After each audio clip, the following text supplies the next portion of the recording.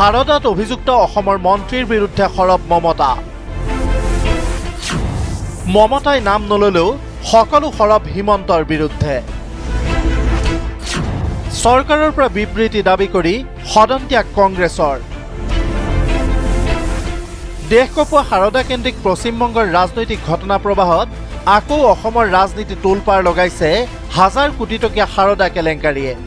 প্ৰধানমন্ত্ৰী নৰেন্দ্ৰ মোদীৰ বিৰুদ্ধে যুদ্ধ ঘোষণা কৰি নজিৰবিহীন স্থিতিলৈ পশ্চিমবংগৰ মুখ্যমন্ত্ৰী মমতা বেনাৰ্জীয়ে উল্লেখ কৰিলে বিজেপিত যোগদান কৰি সাৰদা কেলেংকাৰীৰ পৰা সাৰি থকা অসমৰ এজন মন্ত্ৰীৰ বিৰুদ্ধে তেওঁৰ হাতত তথ্য প্ৰমাণ থকাৰ কথা।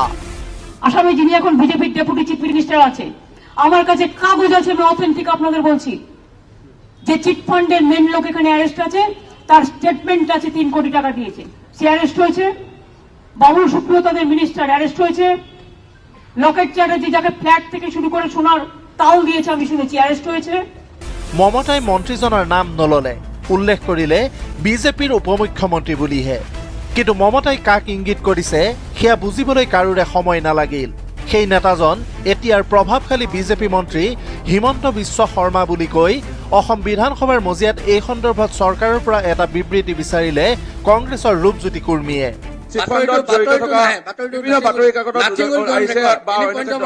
এখানে মাননীয় মন্ত্ৰী হেমন্ত বিশ্ব শৰ্মা নামটো যে আহিছে এইটো চৰকাৰ ফালৰ পৰা ষ্টেটমেন্ট দিলে ভাল পাম। চৰকাৰ ফালৰ পৰা ষ্টেটমেন্ট দিলে ভাল পাম। অধ্যক্ষ হিতেন্দ্ৰনাথ গোস্বামীয়ে এই প্ৰসংগত বিধায়ক ৰূপজ্যোতিক বক্তব্য ৰখাৰ সুযোগ নিদিয়াত বিষয়টোক লৈ সৰব হৈ পৰিল কংগ্ৰেছৰ বিধায়কসকল। I am telling you, no. I am not allowing. I am not allowing you. This is to appraise the house. You have devices. You can put a 0 hour, 3 hour.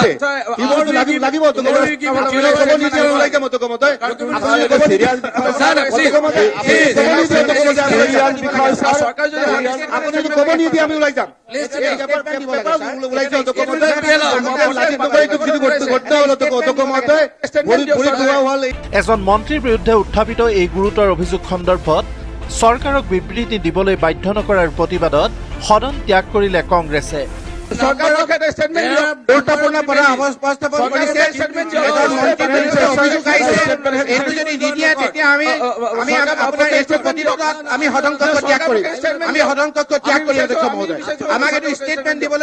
নিৰ্দেশ দিয়ক, এটা জ্বলন্ত সমস্যাৰ বিষয়ে উপস্থাপন কৰিছে আৰু এইটো যদি নহয় আমি ইয়াৰ প্ৰতিবাদত সদন কক্ষ ত্যাগ কৰিম।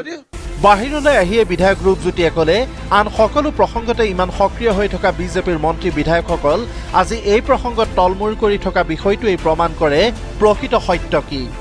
আৰু এই বিষয়টো আমি যেতিয়া স্পষ্টকৰণ বিচাৰিছিলোঁ তেতিয়া চৰকাৰী মন্ত্ৰীসকলে তলমুখ কৰি আছিল।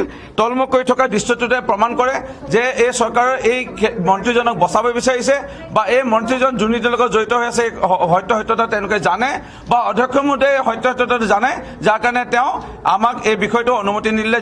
প্ৰাক্তন মুখ্যমন্ত্ৰী তৰুণ গগৈয়ে ক'লে সাৰদা কেলেংকাৰীত অভিযুক্ত মন্ত্ৰী হিমন্তৰ ঘৰ আৰু কাৰ্যালয়ত CBI তেওঁ মুখ্যমন্ত্ৰী হৈ থাকোঁতেই তালাচী চলাইছিল। বিজেপিত যোগদান কৰি সেই সকলো কেলেংকাৰী এতিয়া তেওঁ থাপি থুপি থৈছে। সাৰদা স্কেমত হয় হেমন্ত বিশ্ব শৰ্মাৰ ঘৰৰ ৰেডো হৈছিল, CBI এনকুৱাৰী হৈছিল, তেওঁক কেইবাবাৰো তেওঁক কলিকতালৈ মাতি জাৰা কৰিছিল। এই কথা সঁচা আৰু তেওঁৰ লগত তেতিয়া কলিকতাত মুকুল ৰয় বোলা এজনো আছিল, তেওঁ ৰেলৱে মিনিষ্টাৰো আছিল আৰু এই দুয়োজনে বিজেপিত জইন কৰিলে। মুকুল ৰয়ো বিজেপিত জইন কৰিলে আৰু হেমন্ত বিশ্ব শৰ্মা তেখেতেও আজি বিজেপিত জইন কৰাৰ কাৰণে তেওঁলোকৰ দুজনৰ মাফ হৈ গ'ল।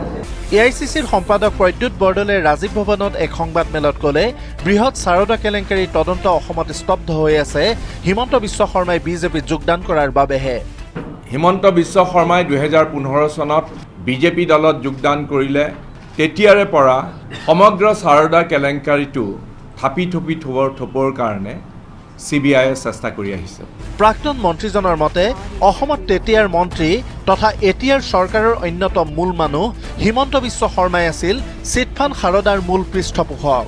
সাৰদা কেলেংকাৰী অসমত সেই সময়ত শ্ৰী হিমন্ত বিশ্ব শৰ্মা কংগ্ৰেছ দলৰ এজন মন্ত্ৰী আছিলে আৰু এইটো কথা স্পষ্ট হ'ল যে তেওঁৰ পৃষ্ঠপোষকতাতে এই সাৰদা কেলেংকাৰীটো অসমত সংঘটিত হৈছিলে আৰু অতি দুৰ্ভাগ্যজনক কথা যে অসমৰ এজন অৱসৰ লোৱা ডিজিপিয়ে এই সাৰদা কেলেংকাৰীৰ কাৰণেই আত্মহত্যা কৰিবলগীয়া এটা বৰ দুৰ্ভাগ্যজনক ঘটনাও অসমত ঘটিছিলে মমতাৰ ধুমুহাই অসমত সাৰদা কেলেংকাৰী আকৌ প্ৰাসংগিক কৰি তোলাৰ পিছত কোনো প্ৰতিক্ৰিয়া প্ৰকাশ কৰা নাই মন্ত্ৰী হিমন্ত বিশ্ব শৰ্মাই আন সকলো প্ৰসংগতে সৰব আৰু সক্ৰিয় হৈ থকা মন্ত্ৰীজনে সোমবাৰৰ দিনটোত বিধানসভা চৌহদ বা দিছপুৰত এবাৰো সাংবাদিকৰ মুখামুখি নহল ব্যুৰো ৰিপৰ্ট DY 365